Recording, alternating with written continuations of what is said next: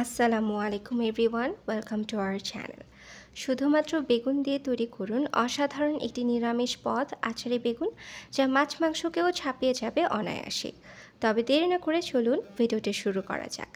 আচারি বেগুন তৈরি করার জন্য আমাদের প্রথমে লাগছে বেগুনকে ভালোভাবে পরিষ্কার করে ধুয়ে গোল করে কেটে নেব।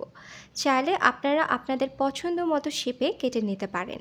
তারপর একটি মিক্সিং বোলে হাফ কাপ মতো চাউলের গুঁড়ো নিয়ে তাতে সামান্য হলুদ, মরিচ ও লবণ দিয়ে শুকনো উপকরণগুলো ভালোভাবে মিক্স করে নেব।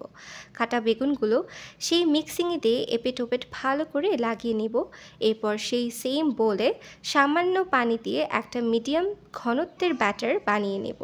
এবার সেই ব্যাটারে বেগুনগুলো ডিপ করে নিয়ে কড়াইতে এক এক করে দিয়ে দিব ও মুচমুচে করে ভেজে তুলব।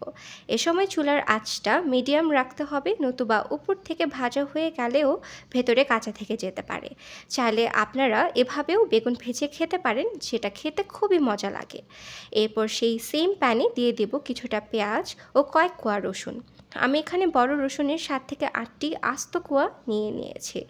পেঁয়াজ রসুন কিছুটা ভাজা হয়ে এলে তাতে দিয়ে দেব কেটে রাখা টমেটোগুলো কিছুটা ভেজে নিয়ে তাতে দিব সামান্য পানি।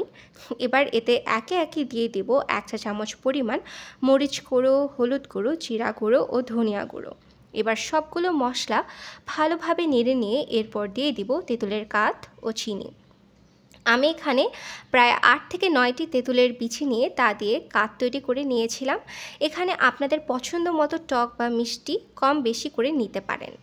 এরপর দিয়ে দিব স্বাদ মতো লবণ এবং 5 ফোড়ন গুঁড়ো। 5 ফোড়ন গুঁড়োর পরিবর্তে আস্ত মশলাও এখানে দেওয়া যেতে পারে, এতে স্বাদ একই থাকবে। সবগুলো মশলা ভালো মতো কষিয়ে নিয়ে এবার ভেজে রাখা বেগুনগুলো দিয়ে দিব ও উপর থেকে কিছুটা কাঁচামরিচ ও ধনিয়া পাতা দিয়ে ঢাকা দিয়ে রান্না করে নিলেই রেডি হয়ে যাবে দারুণ স্বাদের আচারি বেগুন।